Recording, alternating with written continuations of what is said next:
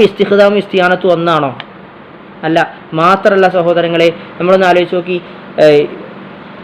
നമ്മുടെ പ്രവാചകനായിരുന്ന സുലൈമാൻ നബി അലൈഹി സ്വലാത്തു വസ്സലാം, അദ്ദേഹം ജിന്നിനോട് ഇസ്തിആനത്ത് നടത്തിയോ? ഇല്ല. അദ്ദേഹം ജിന്നിനോട് എന്താ നടത്തിയത്? ഇസ്തിഖ്ദാമാണ്. അള്ളാഹു കീഴൊതുക്കി കൊടുത്തു. അദ്ദേഹം പറഞ്ഞതുപോലെ കേൾക്കണം.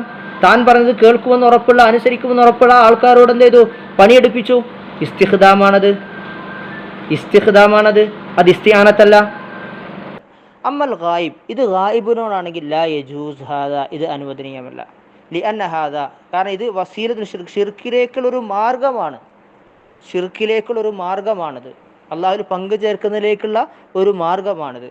വഹാദ യദ്ഖുലു, ഈ അള്ളാഹുലേക്ക് പങ്കു ചേർക്കുന്നതിലേക്ക് മാർഗമാണിത് എന്ന് പറയാനുള്ള കാരണം എന്താ? ഇത് അള്ളാഹു തആലയുടെ ഈ ഖൗലിൻ്റെ ഉള്ളിൽ വരുന്ന കാര്യമാണ്. വയൗമ യഹ്ശുറുഹും ജമീഅൻ യാ മഅ്ശറൽ ജിന്നി ഖദ് ഇസ്തക്സർതും മിനൽ ഇൻസി വഖാല ഔലിയാഹു മിനൽ ഇൻസി റബ്ബന ഇസ്തംതഅ ബഅദുനാ ബിബഅദ് എന്ന് പറയുന്ന സൂറത്ത് അൻആം 128-ാമത്തെ ആയത്തുമായി ബന്ധപ്പെട്ട് അതിൽ ഉൾക്കൊള്ളുന്നൊരു വിഷയമാണ് എന്നാണ് ഈ വിഷയവുമായി ബന്ധപ്പെട്ട് നമുക്ക് മനസ്സിലാക്കാനുള്ളത്.